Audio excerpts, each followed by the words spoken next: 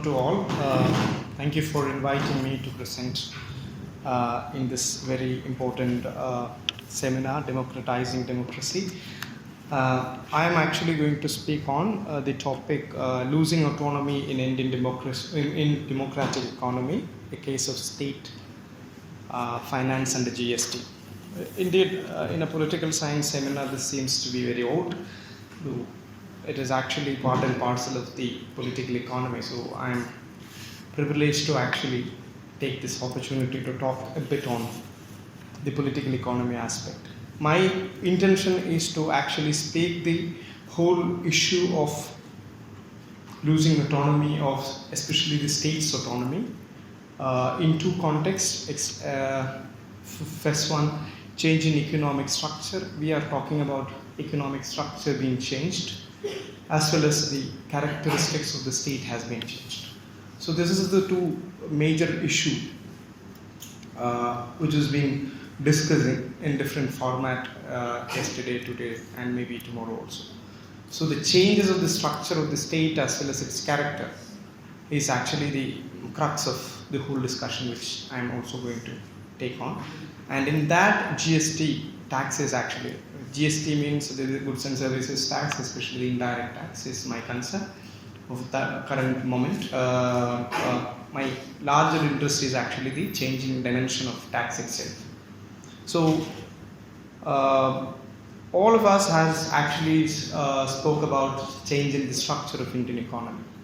Okay, from the morning, I'm hearing from the morning itself, the same things were being repeated. Ever since 1980s was actually pointed as a mark of change in the structure of Indian economy. But which makes me to ask a counter question, are we really having do we really having a change of structure since 80s or before that?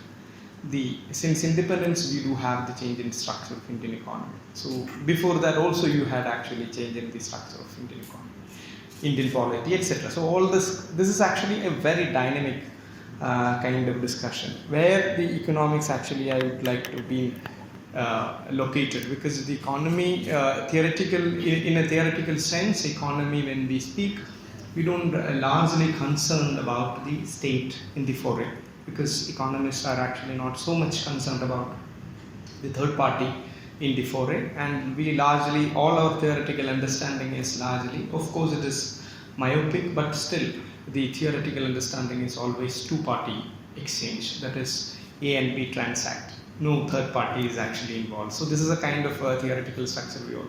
If that is the thing, then no state is in fact required. That is the argument of the laissez-faire. That is the argument of every economic understanding henceforth, laissez-faire onwards. That means the history goes back at least in the 15th, 16th, 17th century.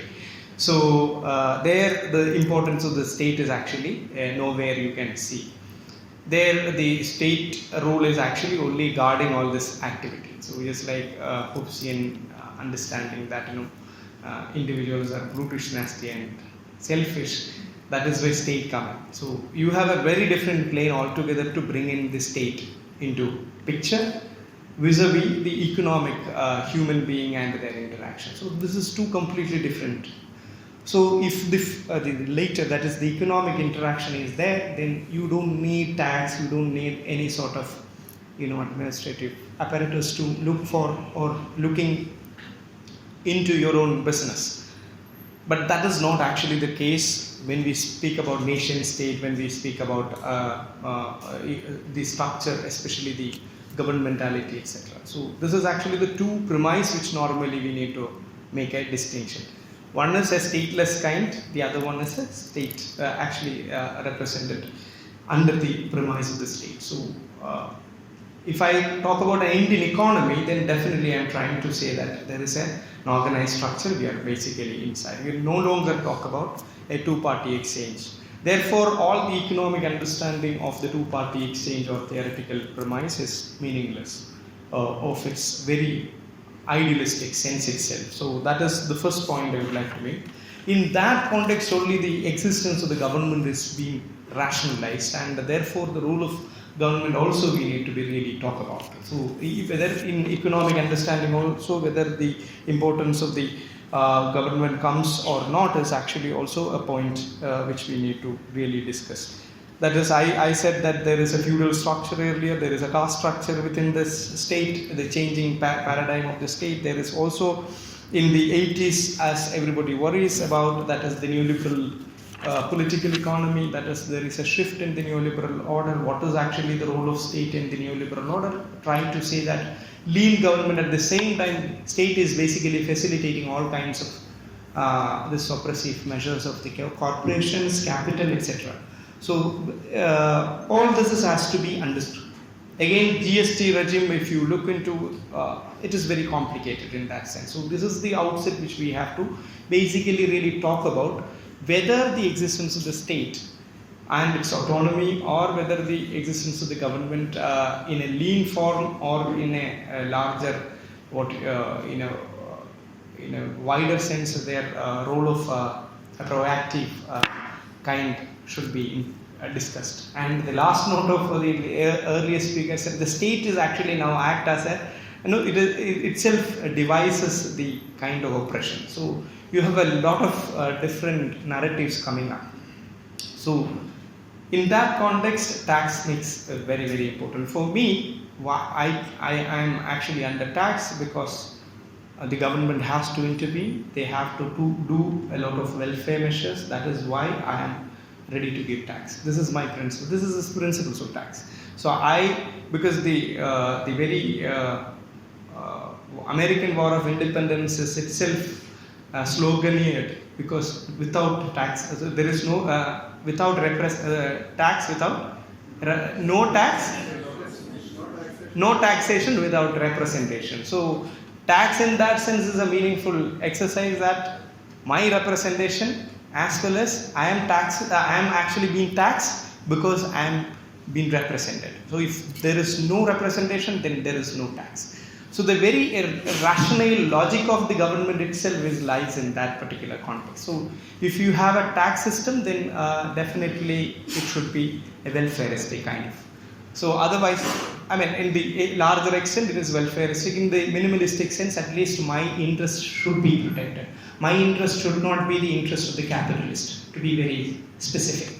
Even in the economist point of view, the selfishness of the individual should always be also guarded under the capitalist structure. But unfortunately, there is also the question which is always pops there, and everyone is not actually being treated similarly under the capitalist. This is maybe one reason everybody trying to make this point out. In that context, tax is very important. So for me, there is no issue of actually introducing any kind of tax, because so long as I am sympathetic towards the state, towards the existence of the state, and the role of the state is actually to administer the welfare aspect, then there should be tax. Otherwise, there should not be tax. There is no rationale of introducing any tax. In that sense, we have a GST, we have direct tax as well as indirect. The GST is nothing but the indirect tax. That indirect tax is actually is basically on a consumption tax. Indirect taxes are largely consumption tax, whereas the direct tax are actually tax at the source. So whatever you earn, immediately after your earning, you are paying. Out of that, you are paying your share. Whereas consumption tax, whatever money you take after and you consume, and so all the developed economy, in fact, had the indirect tax share greater than the direct tax. Sorry, the direct tax share is greater than the indirect tax. But countries like India, the form of taxation, if you look into, then the kind of direct tax share is smaller than the indirect tax. And in my view, the indirect tax is actually a cascading tax.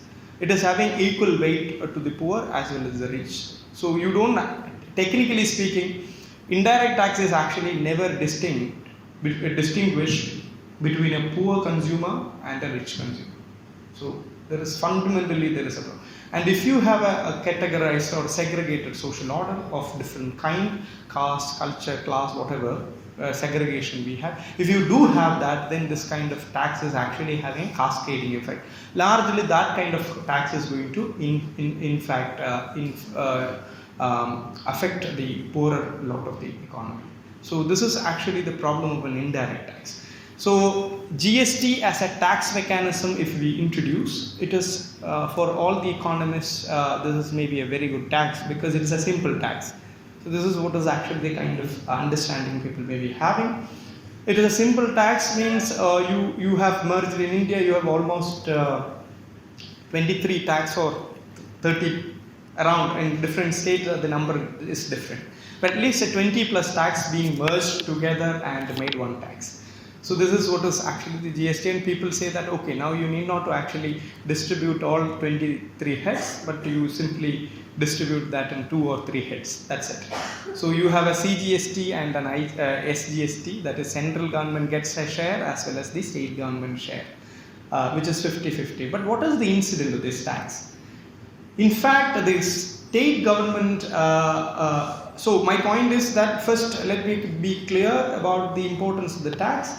This indirect, forget about the cascading effect, the effect of the indirect tax. Even if this tax being introduced, the share of the state, which a share of the state is actually being distributed by directly the share of the tax plus the compensation of the center, because larger portion of the tax is still with the center under the new regime. So this is the first point which we need to keep in, that a state gets a lesser amount than the previous regime of the tax. That is, during the VAT and the previous different types of tax, the state share is actually greater than the current share. 35% is roughly on an average the state gets, and the 65% is still with the center, and the center will be giving a compensation. This is actually the kind of agreement which the GST Council has basically resolved. But what happened? A state like Kerala, not only the state like Kerala, many states including Tamil Nadu and many other states has the same problem.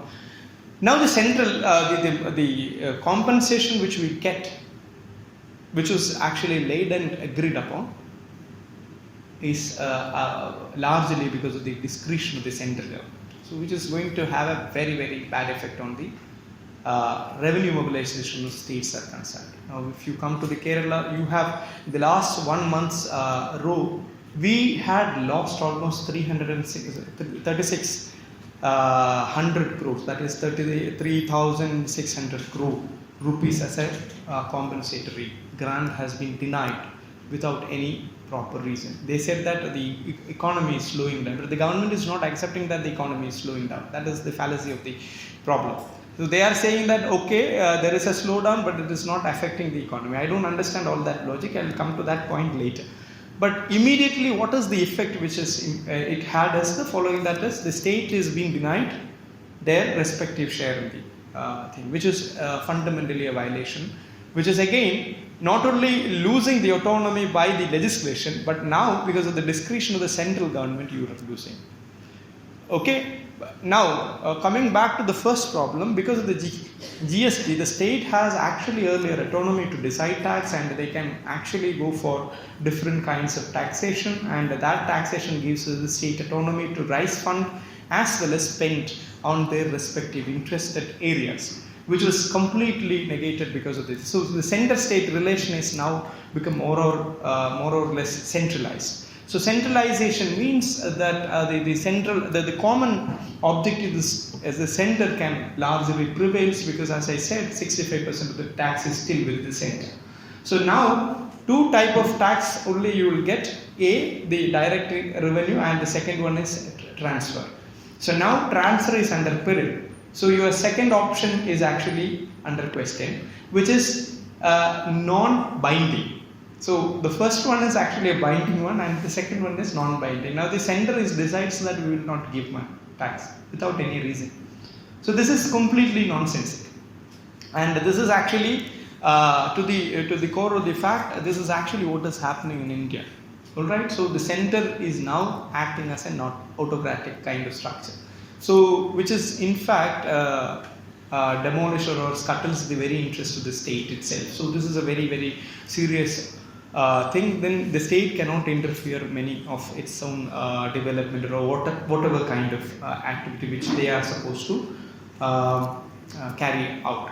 So this, for example, in Kerala, we keep telling that Kerala is different, not because of my reservation on that particular stand on Kerala's different developmental trajectory. We cannot actually compare ourselves with any poorer state in India.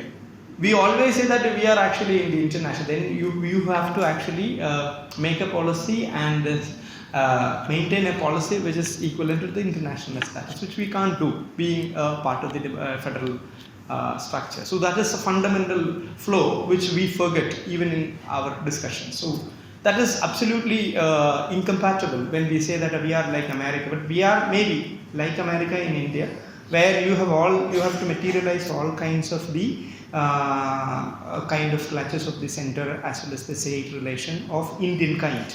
You can't actually act like, you can't actually mobilize fund, you can't directly tax your own people. So you have so many constraints on the other side. So in that line.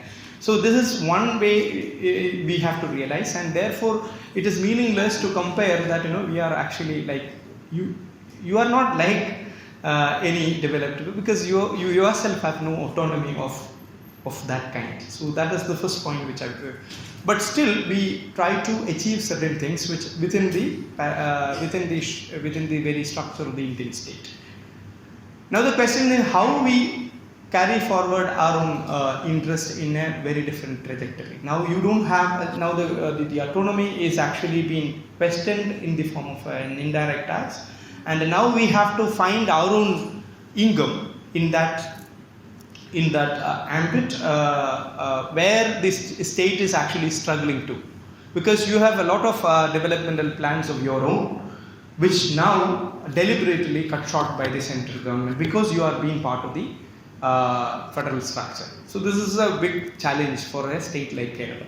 Alright, so I want to do many things because my need is not the need of Bihar or West Bengal. And the state's policy, if the central government follows certain standardized norm, none of the standardized norm is actually matched with the need of the state like Kerala. So you have to have a differential treatment, but that differential treatment is absolutely missing in the structure like the new tax structure like GST and all. So this is a reality which we have to actually keep in mind. So that itself is saying that the state the so-called notion of state and a decentralized kind of thing is actually under peril, okay, because of this kind of legislation which earlier, now you keep talking about NCR or the other bills, and earlier abrogating the Kashmir issue. But we started this much before, because the very essential autonomy of a state is actually income autonomy. That income autonomy has been completely bulldozed by the GST legislation, which is absolutely we haven't spoke about. We said that we are going to get being a consumer state. Kerala, I would be very critical about it from the very beginning. We are very critical about being the consumer state. You are going to have an income. This is a very flawed logic, because if you have an 8 lakh migrant workers, suppose 1 million migrant workers in Kerala, and if they buy some consumer durables or any kind of good, if they mark their own address from West Bengal, Assam and all, your income goes to there. So same the case, the logic which we try to propose is actually if the Malayalis outside Kerala, if they buy commodity and if they try to feel the kind of address of the Malayali, the native address, then income comes up. But actually nothing happened. So our income had in fact fallen. The last 2 years, maybe people try to say that it is only a short-term phenomenon, but it is not a short-term phenomenon. And the other problem which the GST is actually, we don't have a GST network properly functioning. And the third problem is actually the fake bill mechanism, which is already, that is fake invoice business. Now all over the country we have a fake invoice business which is already in place. and this can actually scuttle the whole idea of GST itself. So therefore, this kind of a tax reform, which we say that prima facie it seems very simple, but it's not necessarily very simple, and it is not only actually sabotage the interest of the state, but also it is actually sabotage all the interest, developmental aspiration of distinct states. We don't have a uniqueness in our own statehood and its own identity. We have distinctness. Kerala stands one extreme. You have Punjab on the other side. You have Bihar on the other side. Then you have Orissa, which says that FRBM is actually good to us, that we are not spending and we have surplus in. What is the developmental indicators of Orissa when you compare that with because Orissa is having no revenue deficit. They don't have revenue deficit as well as they don't have a fiscal deficit. What is actually their human development indicators? At the same time, Kerala is having a high revenue deficit as well as they do have a fiscal deficit. We don't have a revenue deficit, but a fiscal deficit. But people are trying to say that you can't spend beyond this particular limit. What is actually the logic of all this thing? So the idea is, when we have centralization of this kind, when we introduce a new tax regime, when we enact through legislation of this kind, we also has to take into consideration the interest of the state. Otherwise, the developmental aspiration as well as the development interest of the state can also be scuttled. Because of the paucity of time, the other points which I would like to delve into, I'm not actually going into, because they asked me to stop by 2 minutes. I'll stick to my timing and stopping my presentation with this note. So we will take up if any question comes. I'm very glad to take the questions. Thank you.